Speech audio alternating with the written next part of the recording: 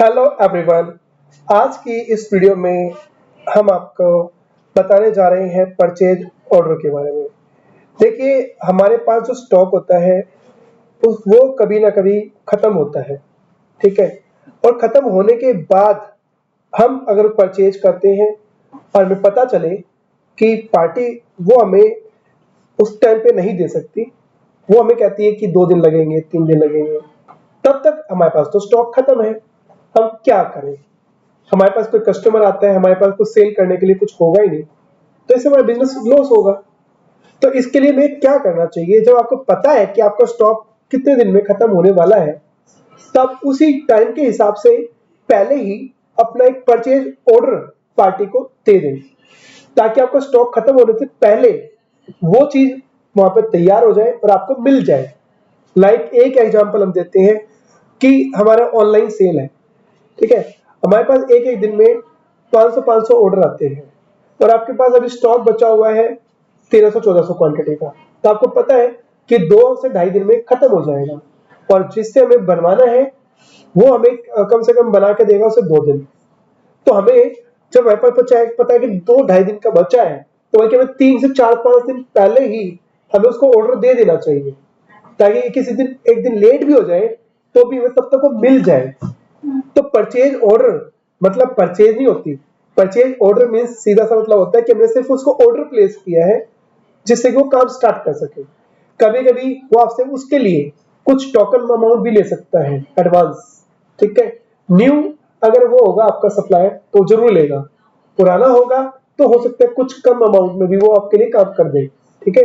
तो यही सब हम आज टैली में करेंगे कि कैसे पहले ऑर्डर प्लेस करें, फिर ऑर्डर देने के बाद जब माल रेडी हो जाएगा, तो माल रेडी होने के बाद वो हमारे पास आता है, तो उसको लेने के भी 2 तरीके होते हैं। एक होता है चालान पे, ठीक है, कच्चे बिल पे। कच्चे बिल में मतलब माल तो आ जाएगा, बिल वो बाद में देगा लास्ट में, ओके। और दूसरा हो सकता है जितना माल आता गया साथ के साथ उसका बिल भी उसने मुझे दे दिया, ठीक है। तो ये दोनों अलग अलग प्रोसेस है। एक होता है मटेरियल रिसीव्ड विद इनवॉइस, एक होता है मटेरियल रिसीव्ड विदाउट इनवॉइस। तो दोनों में ही सबसे पहले तो ऑर्डर देना पड़ेगा। तो हम एक काम करते हैं, मेरे पास स्टॉक देखता हूँ कि कौन सा स्टॉक मेरे पास कम है। तो आप यहाँ पे देखेंगे टी शर्ट्स मेरी माइनस में चल रही है, ओके। तो मैं एक काम करता हूँ, टी शर्ट्स का ही ऑर्डर प्लेस करता हूँ, ओके। ऑर्डर प्लेस करने के लिए सबसे पहले आप ये डेट देख ले, आपकी डेट क्या है, ठीक है। तो ये फाइनेंशियल ईयर हमारा चल रहा है 1 अप्रैल 2026 से 31 मार्च 2027 का चल रहा है। और आज की जो डेट है वो है 3 जुलाई है एक्चुअली, ओके। वाउचर में जाएंगे, वाउचर में अदर वाउचर से आपको सर्च करना है परचेज ऑर्डर, जो कि आपको शो इनएक्टिव करने के बाद ही मिलेगा नीचे। ये देखिए, ये मेरा ऑलरेडी एक्टिव था इसलिए आपको ऐसा दिख रहा है, वरना आपको इस तरह दिखता। तो मैं इस पर क्लिक करूंगा, पार्टी नेम पूछेगा आपसे, पार्टी नेम क्या रखना है, तो पार्टी नेम कोई भी ले लेते हैं। जैसे कि यहाँ पे लेते हैं क्या, यहाँ पे लेते हैं चौधरी कलेक्शन। तो ऑल्ट सी, चौधरी की स्पेलिंग क्या होती है, यही डाल देते हैं फिलहाल, कलेक्शन, कोई बात नहीं। ये हमारा कौन है, क्रेडिटर है। अगर मैं जीएसटी के साथ नहीं बता रहा, वैसे जीएसटी के साथ करना चाहो आप कर सकते हैं, कोई प्रॉब्लम नहीं है, ठीक है। जीएसटी के साथ भी करने में कोई प्रॉब्लम नहीं है, बस आपको F11 से फीचर ऑन करके सब कुछ वो करना पड़ेगा आपको, ठीक है। करना होता है आपको जीएसटी में डाल देना आपको इसका, ओके। ये हम डाल ही दें, पर फिर जीएसटी में चाहिए मुझे कोई एक,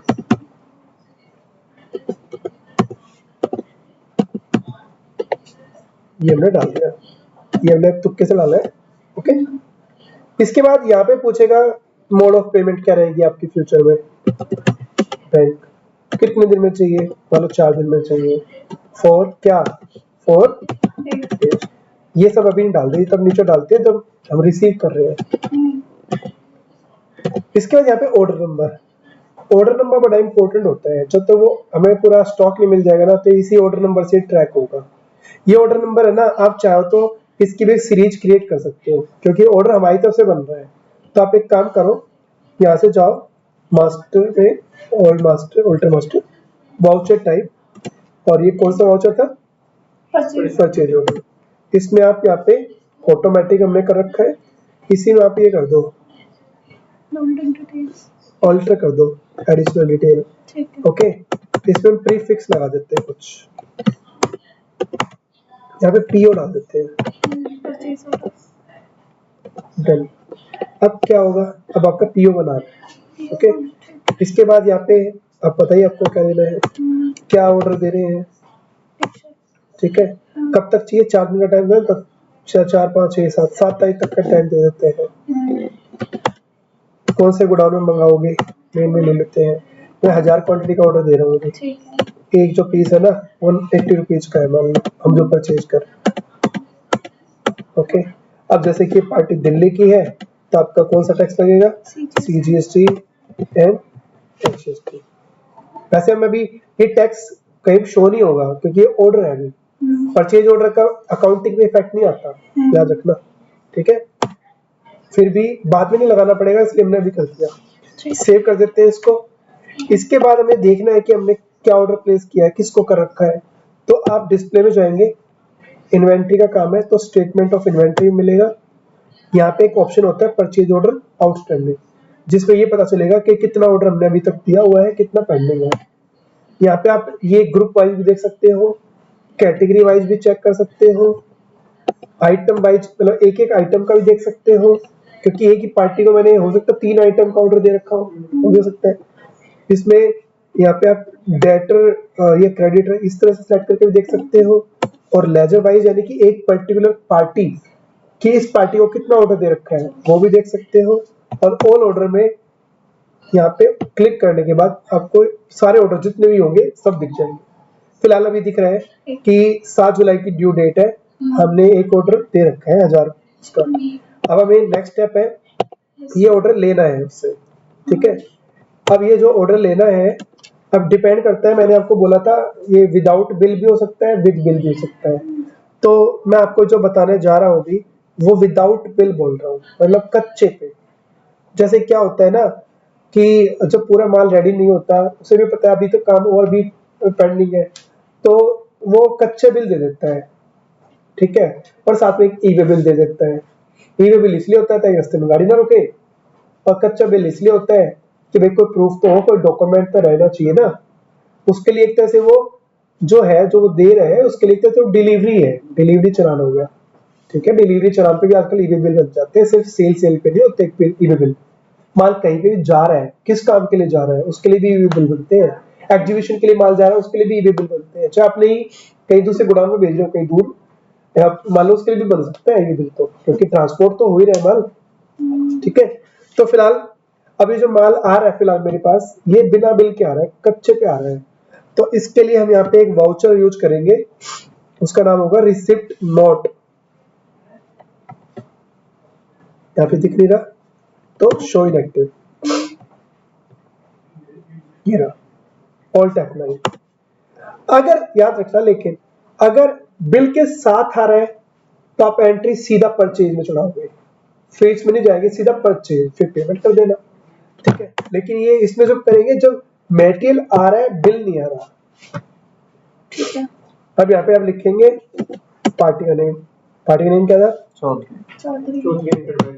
ये डाल दिया। ऑर्डर नंबर सिलेक्ट करना जरूरी है वरना वो पेंडिंग में ही रहेगा। डेट चेंज होगी इसमें? कर दी मैंने ऑलरेडी।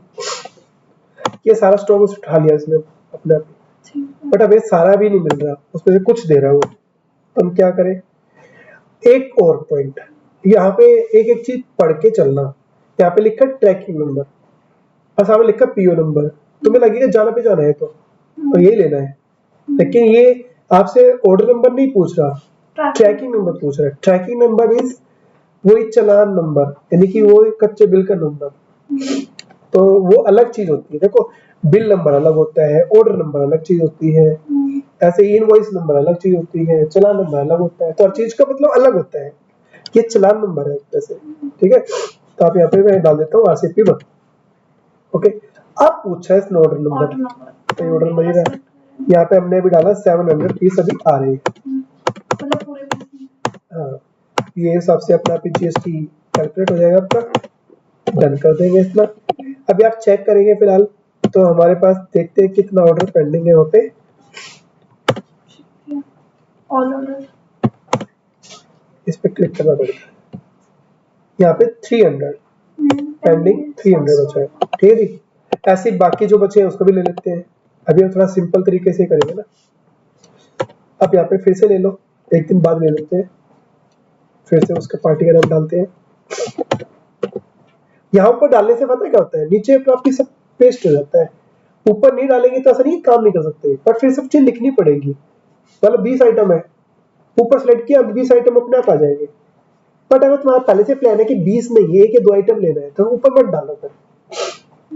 क्या चीज सर ऊपर ही डाल? मतलब अगर आपने यहाँ ऑर्डर नंबर डाला तो जितने के भी आइटम का ऑर्डर दे रखा था वो सारे आइटम और जीएसटी सब कुछ यहाँ पे अपने आप ही आ जाएगा। पर हो सकता है 20 आइटम थे, वो दे तुम्हें 3 ही आइटम रहे, तो फिर यहाँ मत लो, यहाँ पे नॉट एप्लीकेबल ही रखो।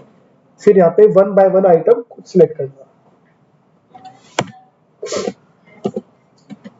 अब ये 300 आ गए, तो हम एक काम करते हैं 300 के 300 ले लेते हैं। तो इसके लिए नया RCP 2 ले लेते हैं, मतलब नया चालान। बार बार माल आएगा, बार बार चालान बनेगा। ये भी डन। अब आप चेक करो। अब आप चेक अगर करोगे तो यहाँ पे आपको कोई भी ऑर्डर शो नहीं करेगा। क्यों? क्लियर हो गया? सर हम पूरा नीचे एंटर करके सेव नहीं करते हैं, डायरेक्ट कंट्रोल से तब भी कर सकते हैं, तो फिर हमारा बट कुछ चीज ध्यान रखना, जो चीजें हो सकता है उसके नीचे भी थी जो तुम्हें सिलेक्ट करनी थी। सर जैसे न्यू रेफरेंस नहीं बनता। हाँ नहीं बन जाता, ऐसा कुछ नहीं है, क्योंकि डिफॉल्ट में भी ऊपर जो नंबर आ ही रहा है, तो डिफॉल्ट देखो वो जरूरी नहीं होता कि आपको नंबर वही डालना होता है। यहाँ पे भी जो ये नंबर होता है यहाँ पे भी तो डल सकता है, यहाँ डाल दोगे तो उसकी जरूरत ही नहीं तो है। मैं जैसे मैं इनवॉइस चढ़ाती हूँ परचेज का, तो परचेज नंबर और नीचे भी परचेज नंबर ही चढ़ा देती हूँ। तो वो तो 2 जगह डाला ना, पर ऊपर जो डाल रहे हो वही तो नीचे लेना है, तो जरूरत नहीं है उस चीज की, तो आप नीचे डाल रहे हो दोबारा। ये ऑप्शन होता है F12 में, आप पे डिफॉल्ट बिल एलोकेशन अभी नहीं मिलेगा क्योंकि रिसिप्ट है, वो परचेज में मिलेगा। तो रिसिप्ट होता है डिफॉल्ट बिल एलोकेशन, यस होता है बाय डिफॉल्ट। उसका मतलब होता है कि यहाँ डाल रहे हैं ना, तो फिर वो विंडो नीचे खुलेगी ही नहीं, उसको नो करोगे तब वो विंडो खुलती है। ठीक है, फिलहाल इसको नहीं छेड़ते भी। हाँ हमारे पास सारा स्टॉक आ चुका है ना, ठीक है। लेकिन आपने एक पॉइंट और देखना है वहां पे, यहाँ पे एक नई रिपोर्ट और बन रही है नीचे, परचेज बिल पेंडिंग्स। ये रिपोर्ट तभी बनेगी जो आपने मटेरियल तो ले लिया, सामान तो ले लिया, बिल नहीं आया। पैसे की अलग चीज होती है, बिल ही नहीं मिला अभी तक उसका। तो यहाँ पे आपको दिखेगा ऊपर good receive but bill not received, RCP1 and RCP2 कितने कितने पीसेस हैं। अब ये जो सेकंड वाला RCP2 था ना चालान, इसमें से 10 पीस खराब निकले, डिफेक्टेड। तो अब 2 चीज आ गई, बिल आ चुका है यानी परचेज चढ़ा चुके हो, परचेज वाउचर बना चुके हो, और माल रिजेक्ट करना है, तो वो डेबिट नोट होता है, सबको पता है डेबिट नोट बनता है परचेज के अगेंस्ट पे।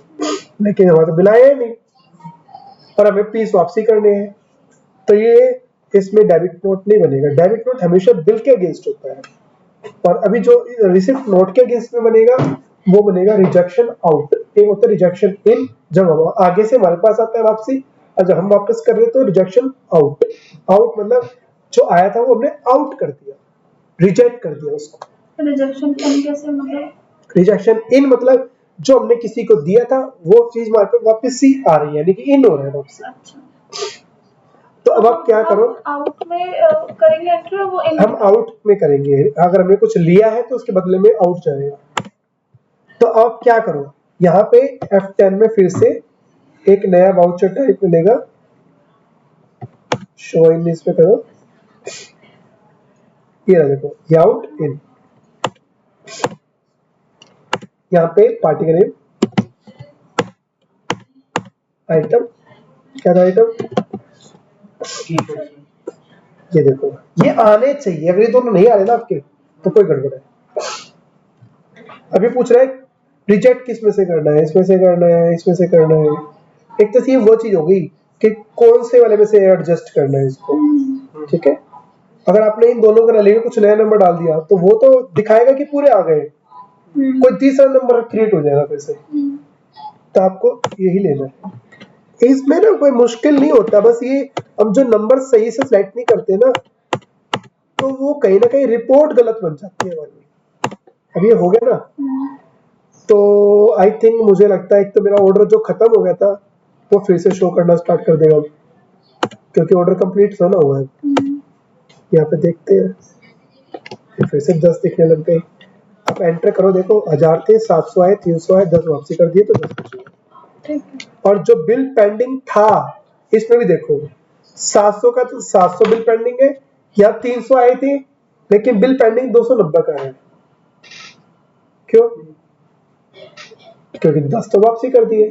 ठीक है, अब हम एक काम करते हैं, अगर 10 पीस वापसी लेने फिर से लेने तो फिर से एक नया रिसिप्ट नोट बनेगा, बट मुझे नहीं मंगाना, मुझे इसका क्वालिटी अच्छी नहीं लगी। मैं चाहता हूँ जो 10 पीस रहे वो मुझे लेने ही नहीं है, वो यहाँ पे आउटस्टैंडिंग से भी हटाने हैं, क्योंकि ये तो हमेशा ऐसे दिखता रहेगा देखो। तो आप आउटस्टैंडिंग में ही आके यहाँ पे एक बटन है प्री क्लोज, इसमें आप डालोगे 10 पेंडिंग थे, आपको 10 के 10 कैंसिल करने हैं, 5 करने हैं, कितने करने हैं, 10 ही ले लेते हैं। बताना पड़ेगा कि ऐसा क्यों। क्वालिटी ले देते हैं, क्वालिटी इशू। डेट कौन सी डेट पे क्लोज कर रहे हो, डन, यहाँ से हट गया।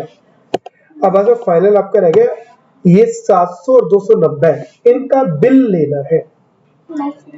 बिल आएगा वो परचेज में चलेगा, बट न्यू परचेज नहीं होगा, इन्हीं दोनों नंबर के अगेंस्ट में ही वो परचेज चढ़ानी है। परचेज चढ़ाते समय मतलब ये RCP 1 और RCP 2 वहां सिलेक्ट करना मैंडेटरी है। अगर इनको सिलेक्ट नहीं किया वो एक सेपरेट परचेज बन जाएगी, जो कि इन ऑर्डर से कोई लेना देना होगा ही नहीं उनका। मतलब ये तो पेंडिंग ही रहेंगे, वो अलग बन जाएगा और उनका स्टॉक भी अलग प्लस हो जाएगा। ओके, तो आपको क्या करना है, वाउचर में जाना है, सीधा परचेज में। ठीक है जी, यहाँ पे बिल नंबर आएगा 24 में बिल इशू करेगा, ठीक है जी। यहाँ पे पार्टी आ जाएगी, ये आ गया देखो। अगर मैंने यहाँ पे अभी सिलेक्ट नहीं किया तो क्या होगा, वो पेंडिंग में रहेंगे बिल। ठीक है जी, आपको क्या करना है, पहले एक को सिलेक्ट करना फिर दूसरे को लेना। अगर वो दोनों चालान का अलग अलग बिल देता है तो जब पहले वाले चालान का बिल बना रहे हो तो ये जो पहले वाले ले लो, दूसरे का बना रहे हो तो दूसरे ले लो, ये भी कर सकते हो। पर दोनों चालान को वो एक ही बिल दिया उसने मुझे, तो मैंने दोनों सिलेक्ट कर लिए। अब आप इसमें देखोगे, पहली बात तो मैंने एक गलती करी, आइटम इनवॉइस करना था ना, जिसको आइटम मोड में लेना था, ये गलती हो गई।